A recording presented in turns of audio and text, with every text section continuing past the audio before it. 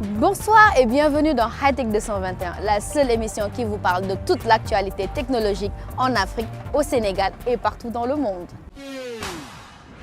L'importance du numérique au Sénégal est un sujet qui est toujours d'actualité. Nous en voulons pour preuve l'interview que nous avons eue avec Madame Wade, qui est la chargée commerciale de Netikowa.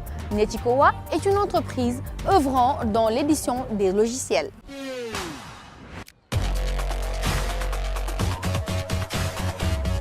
Alors, nous, on est une société de services informatiques. Nous existons depuis 2009.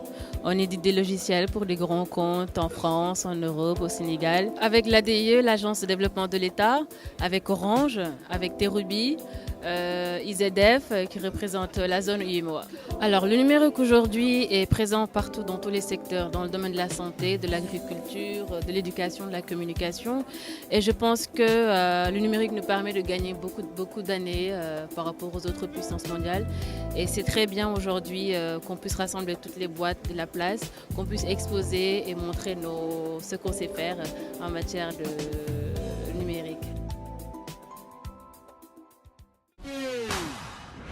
Dans chaque téléphone ou encore dans le vôtre, il y a le service localisation qui vous permet d'être géolocalisé.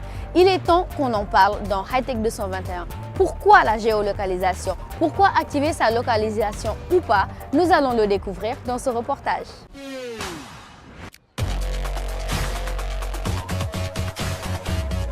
La géolocalisation, en termes très simples, c'est un procédé par satellite qui permet de connaître la position géographique. La géolocalisation, c'est une technique de détermination de la situation géographique.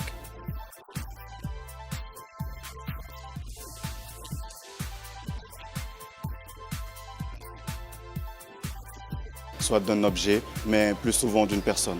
Donc c'est un système par satellite qu'on utilise, c'est ce qu'on retrouve à travers les GPS et à travers beaucoup d'applications que les jeunes utilisent aujourd'hui.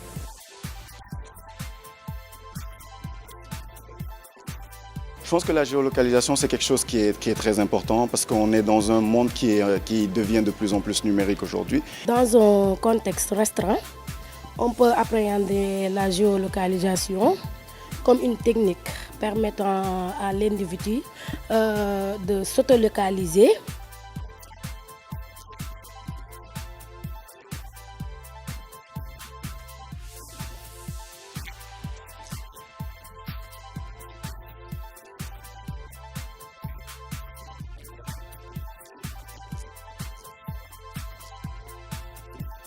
Et je pense surtout déjà du point de vue des sociétés, des entreprises et même des familles, des parents. Je pense que parfois lorsqu'on a des enfants qui sont en assez bas âge, c'est bien de pouvoir les localiser géographiquement, de savoir où est-ce qu'ils se trouvent. Mais lorsqu'on a une entreprise également et qu'on travaille avec des clients qui sont parfois qui sont très importants pour nous et tout, si on peut les suivre, si on peut les géolocaliser bien sûr avec leur permission et savoir où ils se trouvent pour pouvoir mieux répondre à leurs attentes.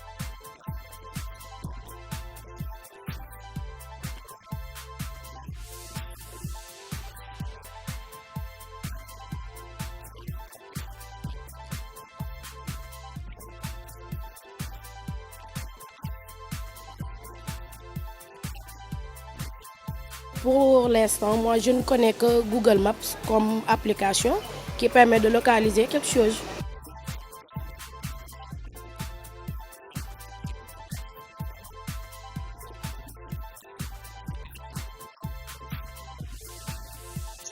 Aujourd'hui, presque toutes les applications de réseau qu'on appelle les réseaux sociaux, tout ce qu'on utilise en termes de réseaux sociaux, ont intégré la géolocalisation. Donc, il y a Facebook, il y a Google Maps, il y a même Snapchat avec la dernière mise à jour qui a intégré la géolocalisation.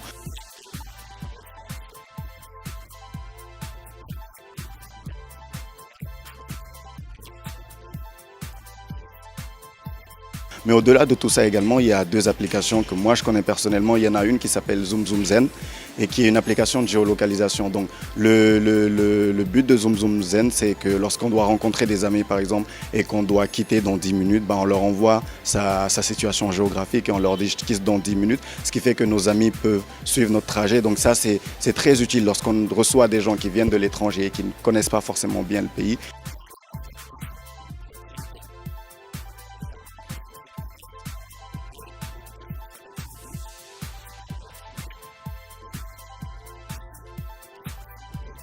Mais il y a également Family Wall. Donc Family Wall, c'est une application familiale où tous les enfants peuvent avoir accès. C'est le père ou la mère souvent qui contrôle. Donc ça vous permet de suivre vos enfants, de savoir qui est à l'école, qui est au terrain de sport, qui est où, qui fait quoi, à quelle heure.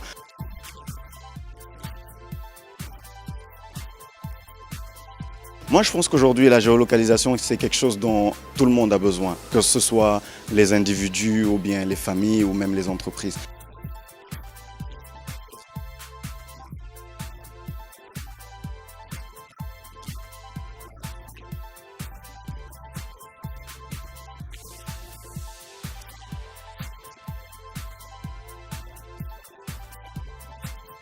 Je vais peut-être prendre le cas des services de livraison qu'on a ici au Sénégal. Lorsque vous devez vous faire livrer, vous devez appeler, vous devrez indiquer, de leur dire bon, je me trouve là. Lorsque vous arrivez à tel angle, vous tournez à gauche, ensuite vous tournez à droite. Et ça, c'est très compliqué parfois à expliquer, surtout lorsque vous êtes expatrié ou que vous n'êtes pas sénégalais de souche, donc que vous ne maîtrisez pas bien tout ça. Alors qu'avec la géolocalisation, c'est très simple. Si ces différentes structures-là se dotaient de doter tous leurs livreurs de smartphones, il suffirait juste que vous envoyiez votre position géographique et eux, à travers le GPS, ils pourraient vous retrouver très facilement.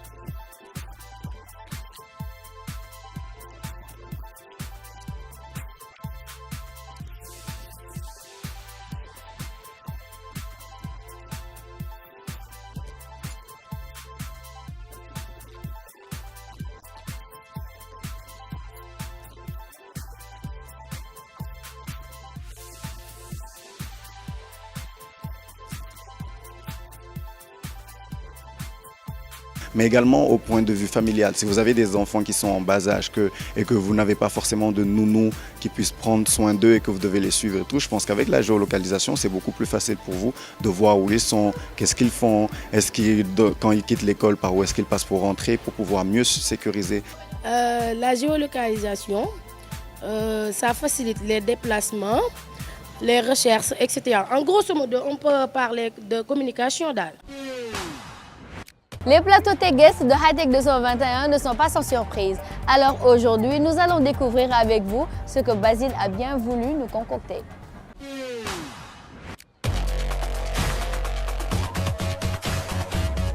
Fatim, bonjour. Bonjour Basile. Alors le constat est général, l'entrepreneuriat au Sénégal a beaucoup de difficultés, si je peux m'exprimer ainsi. Vous, en tant qu'entrepreneur, quelle est votre vision par rapport à cela ?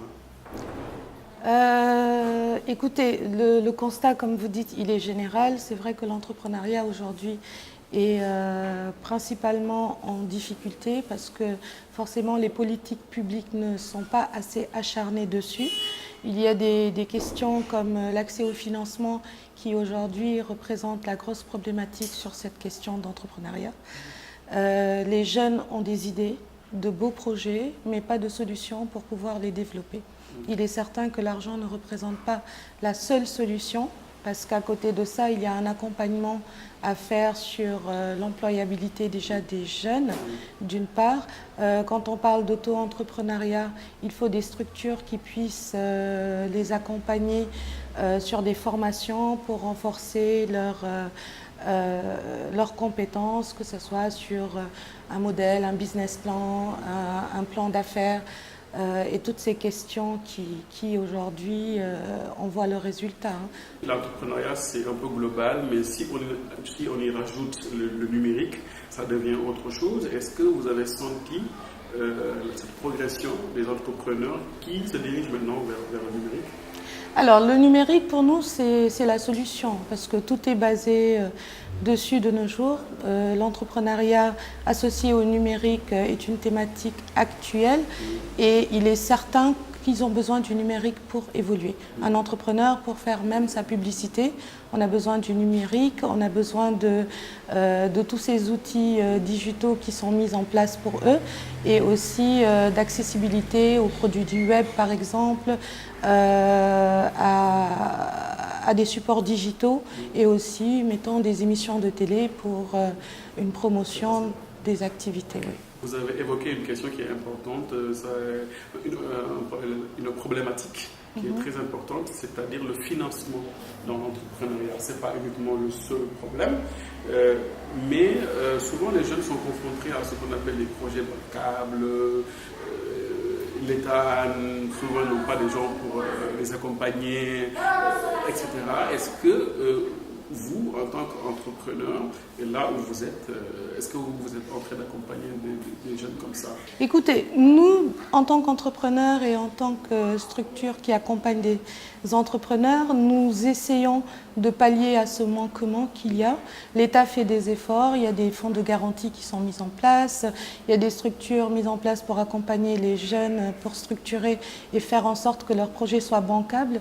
Mais pour 70 à 80% des cas, ils ne sont pas éligibles. Donc on revient au même problème. Donc aujourd'hui, l'idée c'est d'avoir des structures privées qui puissent accompagner ces jeunes, comme des banques qui pourraient mettre en place des systèmes de financement beaucoup plus souples pour les jeunes entrepreneurs, notamment dans des zones comme celle de la Casamance, où aujourd'hui c'est une zone en reconstruction qui a besoin d'avoir des structures assises et aussi prêtes à les accompagner, même sur des petits projets.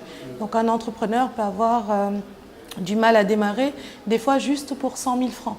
Donc s'il n'arrive pas à trouver un prêt ou une structure qui l'accompagne dessus, son projet n'est pas viable. Voilà. Donc il est temps que les structures privées, que ce soit les banques, les institutions de microfinance, puissent déjà alléger leurs procédures pour permettre à que ce soit des jeunes ou même des associations de femmes à pouvoir accéder à ce type de crédit. Est-ce qu'aujourd'hui vous sentez qu'il y a un processus d'évolution pour accompagner ces entrepreneurs-là? Le processus d'évolution est en phase, mais il n'est pas encore accompli.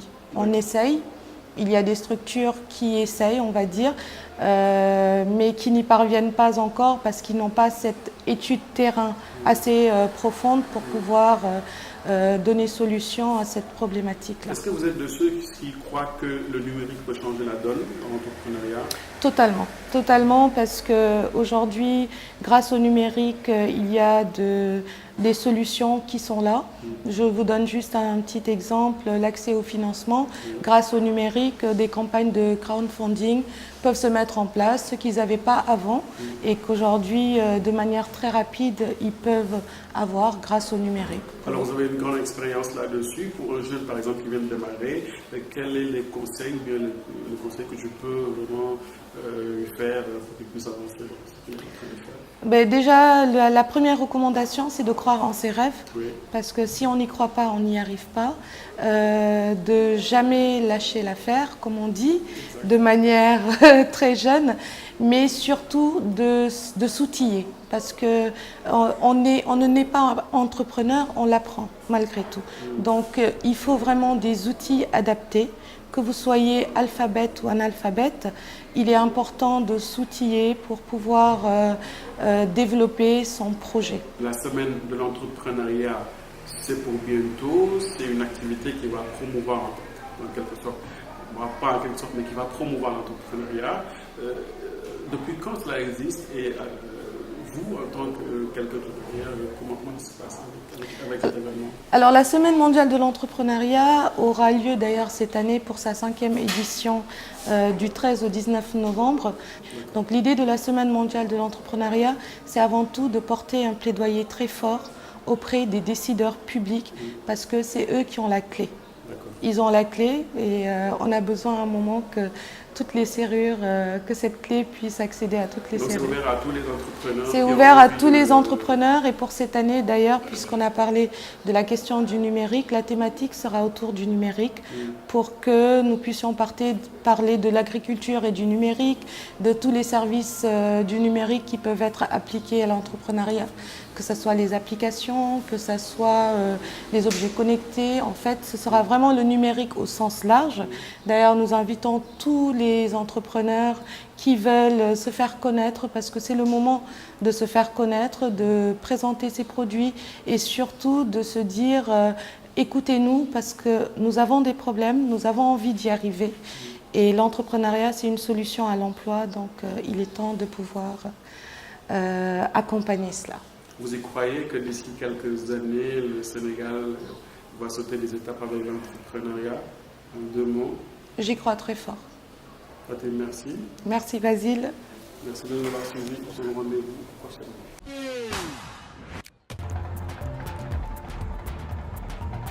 Vous me voyez avec mon Mac? Savez-vous que plusieurs personnes veulent utiliser un Mac ou veulent acquérir un Mac sans pour autant savoir bien l'utiliser? Alors aujourd'hui, dans Tech Tips, nous allons apprendre comment bien utiliser son Mac.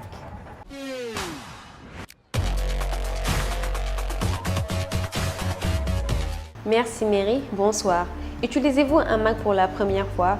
Aujourd'hui, vous allez découvrir quelques fonctionnalités incroyables qui y sont intégrées, en même temps vous familiariser avec la navigation, la recherche de fichiers et d'autres opérations de base. Tout d'abord, nous allons commencer avec la fonctionnalité Finder.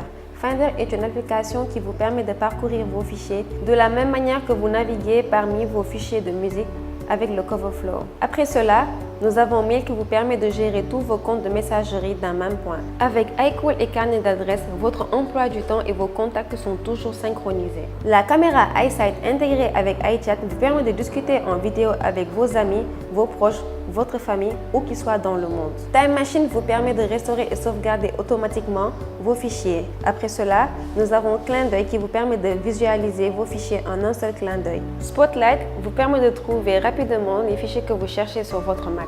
Maintenant, nous allons passer à Safari. Profitez pleinement du web grâce au navigateur le plus rapide du monde. Ensuite, avec l'icône iPhoto, classez et recherchez vos photos par visage, lieu ou événement. L'application iMovie vous permet de réaliser un film attrayant en quelques minutes ou de montrer votre chef-d'œuvre. Enfin, avec iWeb, créez des sites web personnalisés, publiez-les de n'importe où en un seul clic. Merci chers téléspectateurs, j'espère que ces astuces vous seront d'une utilité et vous permettront de mieux utiliser votre Mac. On se donne rendez-vous dans 15 jours. Le hand spinner, vous connaissez? Mais oui, vous connaissez. C'est ce petit objet qu'on tient entre les mains et qu'on fait tourner et qui souvent nous sert de déstress ou d'anti-stress. Alors, que diriez-vous s'il devient connecté? Découverte.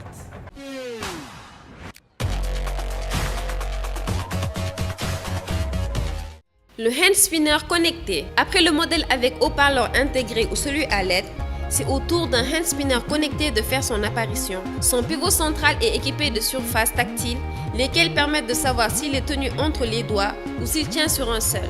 Un accéléromètre complète son équipement. Associé à son application compagnon, il donne des informations sur son utilisation, comme sa vitesse de rotation ou le nombre de tours qu'il effectue. Un mode jeu permet à deux utilisateurs de s'affronter. L'objectif est d'accumuler des points en faisant tourner le hand spinner rapidement tout en multipliant les figures. Allô, oui? Oui, laisse-moi te rappeler, je suis dans un endroit public. Ok, merci. Messieurs, dames, nous avons tous plus ou moins vécu cette expérience. Être dans un endroit public et être incapable de parler ou être à l'aise. Alors, il y a HushMe qui a été créé. Qu'est-ce que HushMe et qu'est-ce qu'il nous permet? Vous allez le découvrir.